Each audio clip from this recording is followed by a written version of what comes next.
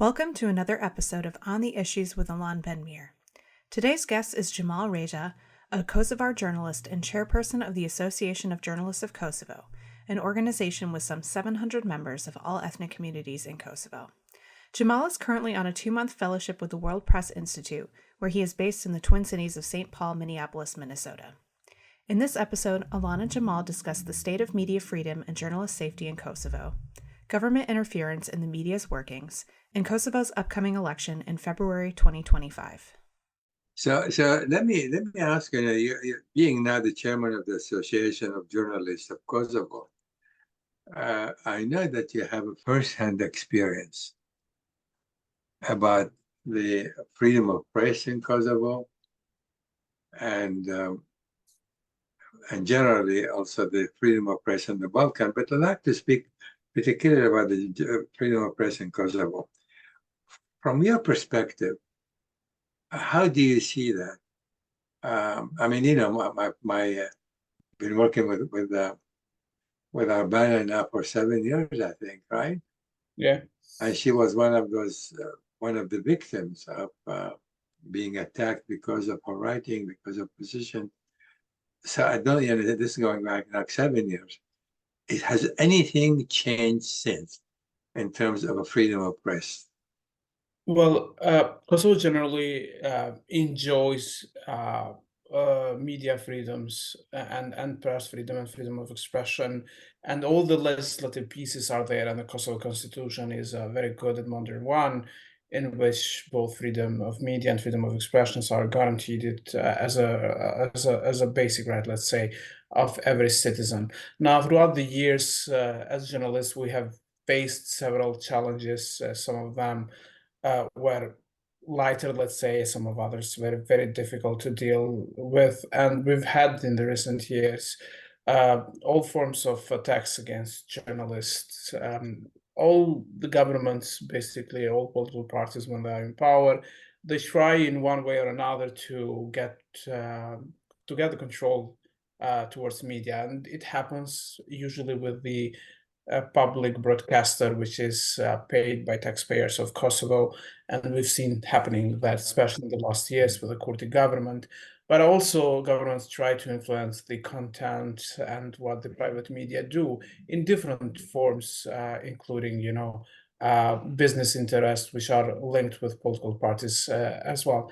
And safety of journalists has been an issue. I mean, we still don't have answers of killed journalists just before, during, and after the war. The last killing of a journalist in Kosovo basically happened in 2005. So that's like 6 years after the end of the war, and we still do not have answers on those killings. The victims would be both Albanian and Serb journalists throughout the years. In the recent years, fortunately, we haven't seen severe attacks as it happened with Harbana a few years ago, which was like one of the worst attacks, physical attacks towards journalists because of their work. We haven't seen that kind of like individual attacks, let's say, but we've had a very hard time in north of Kosovo last year, which I guess we can also talk later. But taking in general media freedom, I mean, Kosovo is ranked better than Albania and Serbia in most of those yearly annual press freedom indexes. But in the last year, it has dropped 19 places from 56 to 75, I think, in the world. Yeah. In the Reporters Without Borders. And it has to do with this government trying to influence, basically, and to get control of media throughout. So Xhemajl, when you say this government, are you referring to the Kurdish government? Yes, to the Kurdish because government. my question, actually, I wanted to ask you, who is doing the threats, the intimidation, the attacks? Who is precipitating that?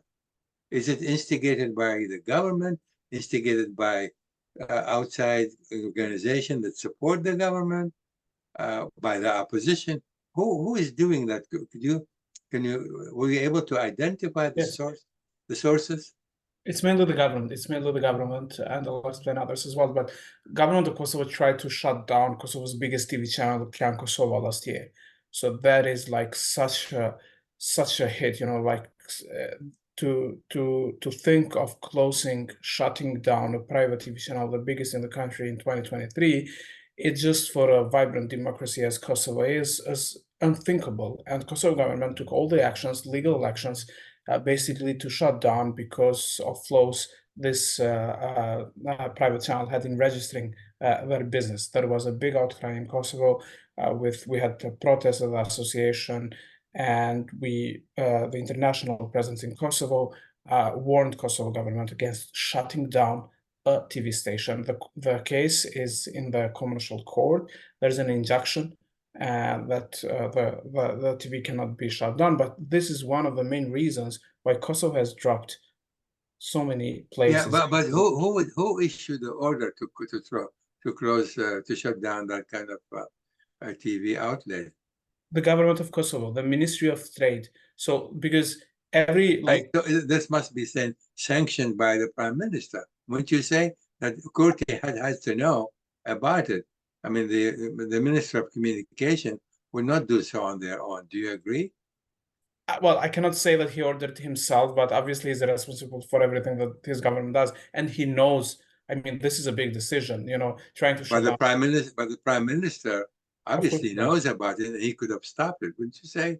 Yes, of course he knows. Of course he was aware. Of course he was aware. He didn't, like, when we asked him about comment, he didn't say anything about this particular issue. It was other people in his political party and the Minister of Trade talking about how they just went with the administrative processes because there were flaws in the registration process of the TV station. But we maintain that this was an issue which could have been solved with, some emails, and the TV station was ready and, amended the registration process. But they wanted to make a big deal out of it, Alan, because Who's they? The government, because the registration process happened in North Macedonia, and the director had two passports, one of Kosovo and one of Serbia.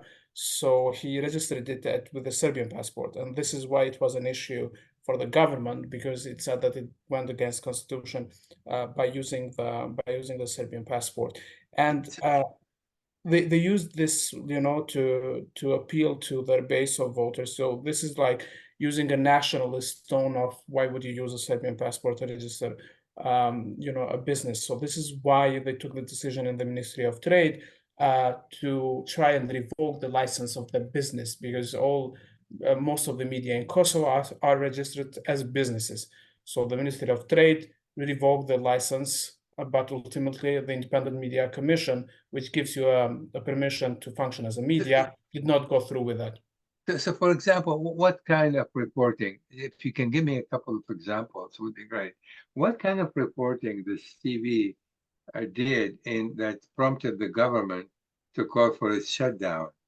Okay, what it is that they have said or done that prompted the government to take this type of action? Well, basically, they are not known as being critical of the government. They're known of doing a good job on news, which mostly deals with the news of everyday life of the people. Like features and others, and they are not known as being critical or harsh towards this government or the previous government. The reason why Prime Minister Kurti wanted to shut it down was because of the owners. They are the richest people in Kosovo. They own other businesses as well. And when he was in opposition, Prime Minister Kurti promised that he will go after so-called oligarchs, and he sees the owner of this TV station as one of oligarchs of Kosovo, which he accuses him of being close to the previous governments. So this is the line of thinking of them, that you basically have to go against, what you perceive as people that who work with the opposition or have worked previously with previous governments. So this is he wants to say that no, he's left wing, obviously, as we know. He wants to say that the public broadcaster should be stronger, just like in other segments of life, like the telecom company getting stronger against the private competition. So that was basically the issue, which this was kind of pre-electoral premises that he would go after his businesses, but the first one he attacked was the business of the media, of the TV station, not of the other branches of the business. Well, this is exactly the point. That is, he's attacking one aspect, one business of these so-called oligarchs. But then the question is, why the media, and specifically if this particular outlet is not being critical regularly of the government? So how does Kurti is explaining that? It is one thing to try to, okay, deal with monopoly, deal with huge business owners who are, taking advantage, exploiting whatever business environment that exists in Kosovo. But it's another, if one of the businesses is this outlet, is a news outlet, why focus on that instead of focusing on perhaps other businesses that should have been closed down for that matter? Well, this government, Kurdi's government, and these people know the power of media. We always say that they've been media's darlings when they were in a position by getting a lot of coverage in all TV stations, talking about let's say, the wrongdoings of the previous government. And basically they have, while in a position, they've used everything that the media uncovered, like scandals, like millions of the highways that Kosovo built towards, and the mismanagement, in building the new highways towards Macedonia and Albania, a lot of other wrongdoings and corruption of other governments, they were discovered by media. And then Prime Minister Kursi's party used that to go against those governments, which is totally fine, because that's why you're in a position. And we had a very good relation with media, and they know the power of the media. That's why when they came to power themselves, they want to silence the media. They incite people against media. They tell them, their voters, that you should not trust the media because they are working with the opposition. They don't want Kosovo to do good because of their financial interest or whatever. So you just have to follow us in trying to get a better Kosovo, or whatever they say. So that's, in my eyes, that's a big reason why he goes against media, because he knows that the media can do a difference in Kosovo with its reporting. Yeah. Now, in connection, let me just take it a little further in terms of in connection with the EU, this particular issue. Obviously, any Balkan state aspiring to become a member of the EU, they have to adhere the EU standards, specifically, let's say, when it comes to the freedom of the press. Has there been any criticism coming from the EU, from the mediator, telling Kurti something like this cannot be acceptable, because if there's the process of any future integration is going to depend on Kosovo meeting, EU standards, specifically when it comes to freedom of movement and freedom of press. Was there any, to your knowledge, any sort of discussion between EU emissaries and Kosovo, particularly in connection with the freedom of press? Yes, the international presence in Kosovo, the EU mission in Kosovo, and embassies such as UK, US, Germany, and others are constantly basically telling, even publicly, but in private meetings as well, Prime Minister Kurti, that the approach he has towards media is a wrong one, and it basically doesn't comply with EU standards and Kosovo's path and vision to join the European Union one day. And the thing, Alan, is that, you've seen it with the other topics. He is very much willing not to listen to the advices, suggestions, whatever they are, of the friends of Kosovo, just like what he's doing in the north or with other decisions he's making. He is not willing to, let's say, cooperate with internationals on these topics, and that is what happens with the media as well. But there And are how is general public is reacting to that? The people, the Kosovars, how they are reacting to for example, this outlet was ordered to be shut down. Was there any public reaction to this? Well, yeah, I mean, the civil society and a lot of people were like very vocal against it, against Kosovo's government's attempt to shut it down. But a section of people, his supporters and his fans and members of the political party with Vendosia, were basically accusing the media of working with Serbia, which is so dangerous. I've seen myself, like when you would see the logo of the TV station and people like their journalists and camera operators being in the streets of Pristina and talking to people, you would get that someone like calling them names as working for Serbia. And it is extremely dangerous. You would understand that because you know our country and the region, like branding a Kosovan Albanian as traitor, like a journalist as working with Serbia, it basically puts your security, your safety in danger.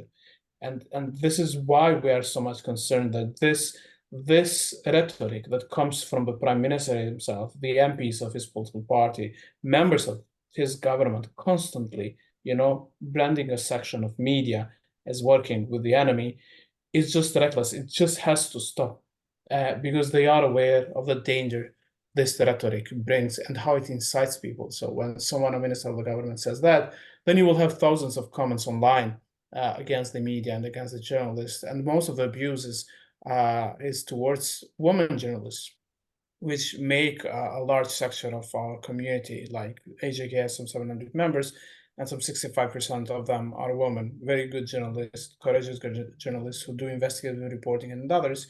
And unfortunately, they have to face this kind of abuse that comes mostly online, but which is incited directly by members of this government and members of the parliament from the ruling political party. Yeah, and then I want to ask you a different question, but related to this. So now there's a new law. They're trying to pass a new law that, in many ways, restricts the media, the freedom of the press. Can you enlighten our listeners about what this law is all about? Who is trying to push it, and what is the prospect of having of the parliament, whoever is acting on? So the Law and Independent Media Commission is already adopted by the Assembly, even though we've been working and like raising our voice for like 3 years against it, because it has some very problematic articles in it, in which we see as an intent of Kosovo government to control the content of online media. So the new law basically says that so Kosovo has a regulation for it, which is through Independent Media Commission, which is a body that is elected at the Kosovo Assembly, and has a self-regulation body, which is called Press Council of Kosovo, which deals with newspapers, which don't exist anymore in Kosovo because nothing is printed, but they do online media because the newspapers would just go online for many years. Now, what this government wants to do is control the content, the video content of online media with the Independent Media Commission, which is a body which is elected at Kosovo Assembly and which has never been independent, as the name says, because every government has selected people from their own parties or people that would like make decisions that go in favor of the government. And this is the case now. So when you say control the content, by what method means, I mean, there are scores and scores of news outlets. How do you feel, how can they possibly control the content everything of every outlet on a day-to-day basis? Are you implying that this is the case? I mean, this is one of the issues that they do not even have the capacity to do that, because right now our idea is that they want to control what they put in order of finding them, because what they do is they would monitor, but you can file a complaint. So if someone files a complaint with the Independent Media Commission, then the Independent Media Commission can fine, and the fines go up to 40,000 euros. And the difference with the TVs is that this online media are small outlets. You would have 5 people working with them, and imagine if you are fined with 40,000 euros, you have to shut down your online media. There's no way of functioning with that. So if one outlet criticizes the government policy about economic policy or inability to deal with corruption, so this outlet is going to be threatened, to being shut down? How is it working now? No, I mean, obviously, not all outlets are necessarily complying and making sure that they say absolutely nothing against the government. I mean, how is it operating now? No, the idea is that there has to be a breach, obviously. I mean, the body has to find a breach on the reporting, like lack of ethical standards or something, you know? It's not that they can just file complaint because they don't like the content. They have to find a breach in order to find them. But we see this as a first step of trying to silence those critical media. Because when you're going to monitor them 24 hours, you will find some breaches, you know, you will find some flaws in the media, online media, and you will use that, you know, you will use that against this media. And the aim why you would use that is that you've seen that they have been critical to you for like many months and years, and then you will wait for that one moment in which they can do a breach and find them, and that would lead to either, you know, their self-closure because they cannot, you know, maintain their workers. So there are several small media outlets in which they discovered they had like audio tapes of the highest members of Vedvendosje talking to Serbian leaders of the north, the one that orchestrated the attack in Banjska. You had a scandal with the Ministry of Trade about some exports that the government have been doing. So we feel that when they see that a certain media outlet is so critical and does all these investigations against the government, they will then use the new law and for a minute, you know, like for one piece, find them and make their work impossible. So what happens right now is that the law is at the Constitutional Court of Kosovo. The opposition parties sent it there, and we as an association, as a stakeholder, sent our comments, and we are still waiting for a decision. But if we see a pattern, so many laws, Alan, were sent by the opposition to the Constitutional Court, and they were annulled they were cancelled basically by the Constitutional Court, which found that many of the laws that this government proposed were going against the Constitution. So we are hoping that this will be the case as well. We've sent our comments, the opposition sent their comments, and we are hoping that the government will, the Constitutional Court will find flaws in the law that go against the Constitution. Not just that, but also the way that the members are selected. So now you will have the chairperson being elected directly by the Assembly and not by other members of the Independent Media Commission. And you also, we had in the previous law an equal representation of men and women. We don't have that anymore. And the way that the members of the Independent Media Commission can be dismissed is very problematic, because the law says if members of the parliament lose their trust towards members of Independent Media Commission, they can dismiss them.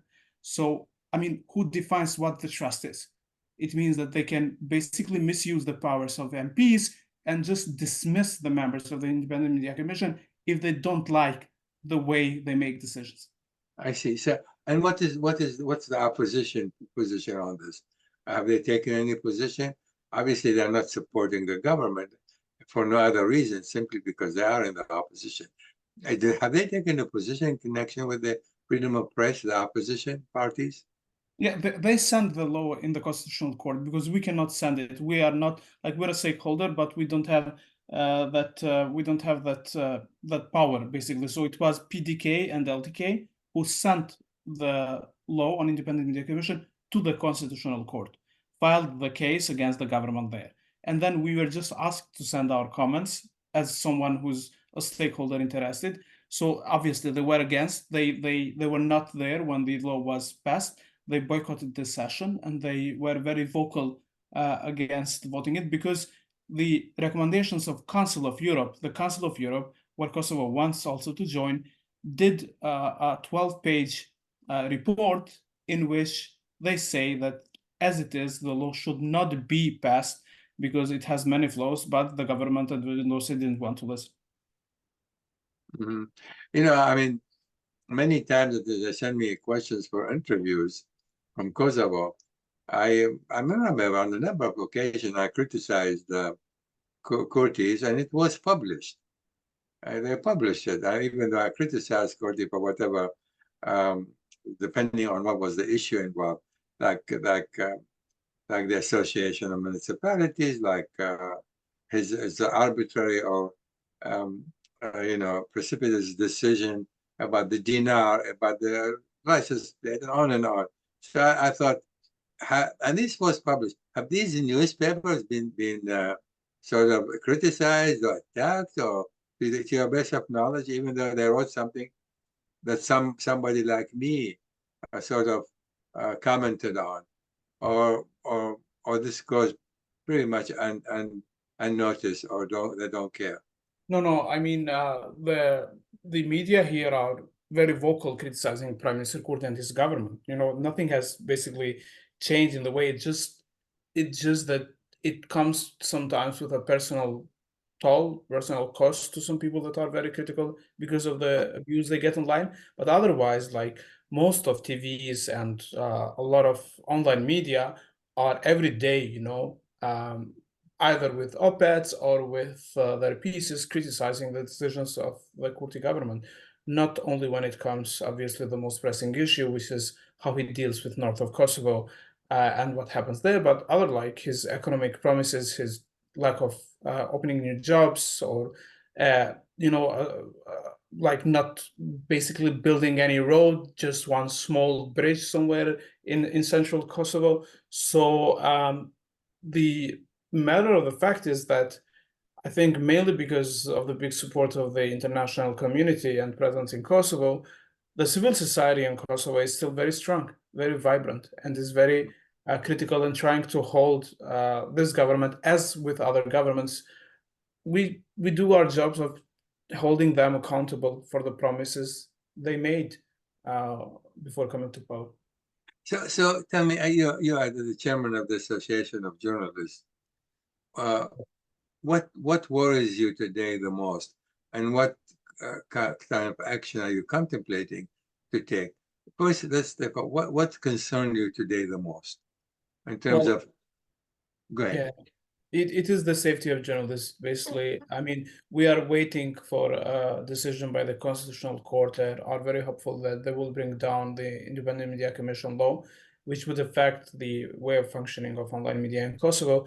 But then it's all about the safety of journalists. Basically, you are aware of the many attacks we had last year in north of Kosovo in a span of 5 weeks. 30 attacks happened against mainly Kosovan Albanian journalists in the north of Kosovo by local gangs of Serbian people who were protesting NATO forces there, and the newly established mayors of Albanian mayors. So our vehicles were demolished, our equipment was destroyed, we were physically attacked in many of the occasions, and we were cooperating with international partners like Reporters Without Borders and FPU in bringing to Kosovo basically new equipment and bulletproof vests and helmets as well, in order for journalists to be able to kind of at least protect themselves when they go and report in these dangerous areas of north of Kosovo. So this is the ongoing. It's an ongoing situation. You are aware that north of Kosovo is like it can basically explode any minute depending on what happens there. So there's a permanent risk of especially Albanian journalists that go from Pristina and other cities to report there. So we try to make sure that they are safe when reporting there, and offer different services, let's say, as an association towards them. But then we have to also see the results of the elections as well. I mean, what concerns me most as we speak is this: in the next weeks and months, the smear campaigns of the government of Kosovo against media and journalists will just increase because of the elections basically happening in February. So we will see accusations, labeling, against journalists, which will be very dangerous again for the safety of journalists. And it will be, I predict, just like with other elections as well, you would have political parties going very much against each other. So the disinformation campaigns will rise basically because of the elections, the current government would want, with all means, to win a new mandate, like by 50%, on not having to rely to another junior coalition partner. And then you will have the opposition trying to, like, weaken the power that Prime Minister Kurti has, and journalists and media will be in the middle, basically. And I foresee that the government, their MPs, their ministers of the government, will be very harsh against media in the next weeks and months to come. Yeah. So, and tell me, is the public generally, the public is aware of what's going on, or is it only discussion by the journalists, government, courts, etc.? Is there public awareness about the problem with the press, with the freedom of press? Yes, the public is aware. Most of the public is aware. But I mean, this political party enjoys the support of 51% as we speak from the last elections of the population of Kosovo. Not the population of Kosovo, but of the voters, the one that voted. And they tend, unfortunately, these people tend to believe what the government says, because they think that the way the government of Kosovo is, for example, the way it's dealing with the north of Kosovo is the best that any government ever did. So at the end of the day, the discussion comes in the nationalist level, Alon, as trying Kosovo to have its sovereignty all over the country, and then having some people being critical on the way that the government wants to do it. So you would have his voters and the government's voters siding, let's say, with the government against the media, because they see us as trying to stop, in commas, this progress that government of Kosovo is doing overall, and especially in the north of Kosovo. So if for example, polls, let's say there's a polls today taken, and the people will be asked to name the 4 or 5 issues that concern them the most, would they list freedom of press as one of the problems? That No. corruption will be one thing, economy, unemployment, etc. Would they list freedom of press as among the top 5 issues of concern? No, they won't. I mean, NDI, the National Democratic Institute, and other organizations in Kosovo, UNDP, do surveys, polls, and basically what concerns Kosovo people, most of the time it's economy, it's jobs, basically, and then immigration, incest migration of people leaving Kosovo, trying to go to Germany, Switzerland, and other countries for better economic opportunities. And then it's the political situation, the north of Kosovo. This is a big issue. This safety, security, like Kosovo army, how it's developed, and how Kosovo police does its job. So this would be main issues. No, unfortunately, media freedom. So the risks of media freedom do not come, let's say, in top 5 or top 6 of the concerns of the Kosovo people. So is there any open communication between journalists and the police, for example, so that there will be no arbitrary arrest, or there is no such? Is there any kind of communication taking place? Yes, we have communication. We work very good with Kosovo police, but again, unfortunately, in the last years, and there was even public comments by, I think, international presence in Kosovo. We see a pattern in which this government tries to basically control the police as well politically, which was not the case at this scale in other governments. So the Minister of Interior, Mr. Xhemajl Rexha, is very much involved in all the decisions that Kosovo police takes. And there's thus this political involvement.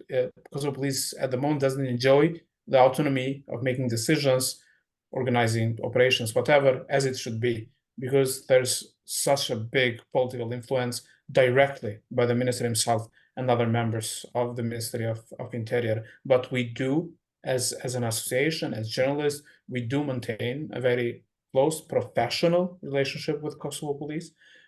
Trying our joint effort would be like to keep journalists safe, but there are no arbitrary arrests. There might be some protests in which some members of Kosovo police would, overuse force or go beyond the competencies they have. But then we also work closely with the Inspectorate of Kosovo Police in filing the cases against the police if something like that happens. Mhm. And then finally, one other thing. Suppose that an election is coming up in February, and I'm sure some kind of campaigning have started one from another.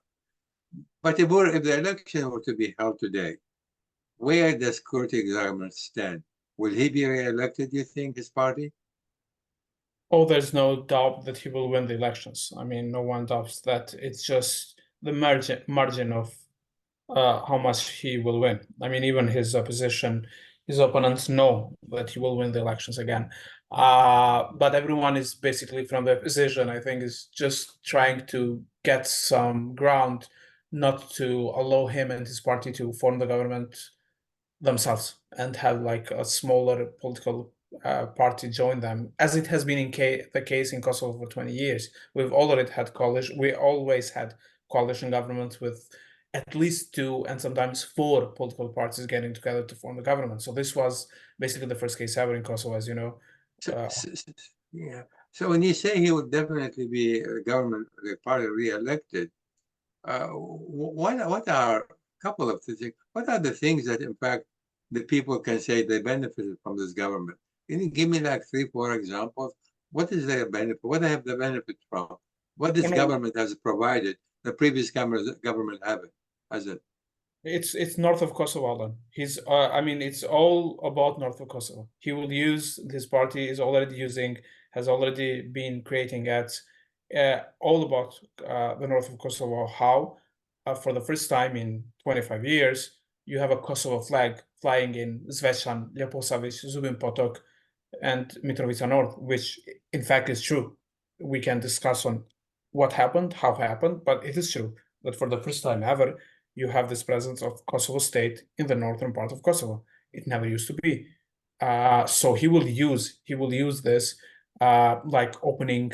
There are Albanian businesses going to the north of Kosovo. You have more police stations in the north of Kosovo.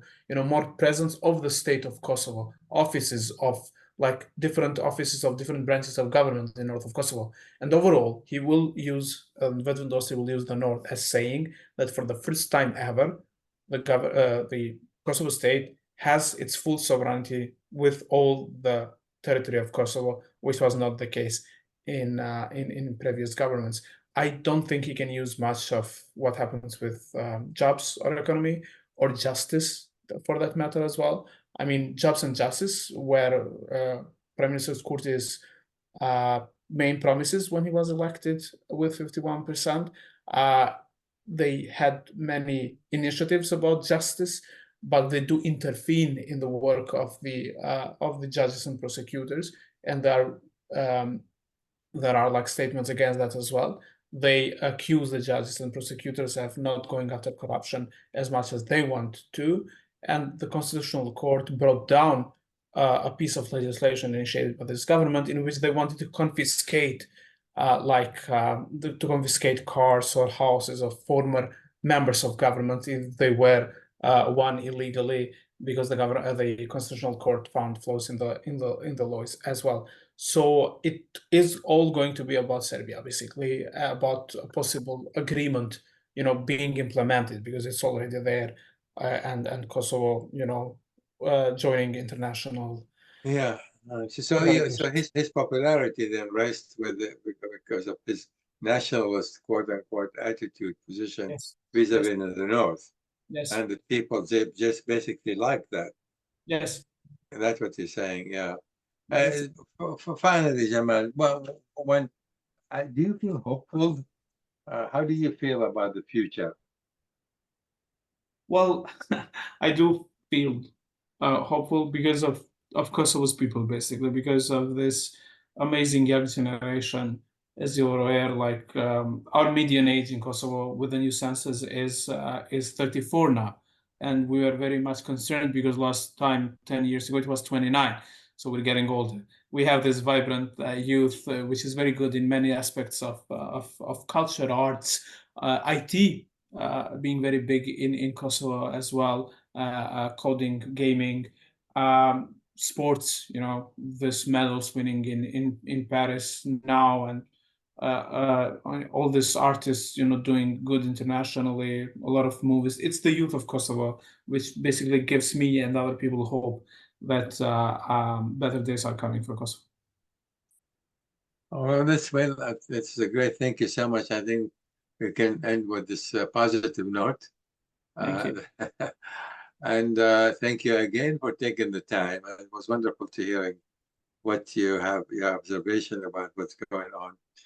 Obviously for you, for me, freedom of press is the food and we eat and the air we breathe. I cannot imagine somebody not restrict what I want to write, what I want to say. But anyway, again, thank you so much, and I hope we can get together sometime soon. Yeah, thank you again for taking the time. I'm looking forward now to seeing you in New York. Yes, hopefully. We'll see you. Thank you. Thank you so much. Take care. Thank you. Bye-bye. Bye. Cheers. Thank you for listening to this episode on the issues. You can find this podcast on my SoundCloud page, and stay tuned to my social media accounts for the latest analysis and announcements.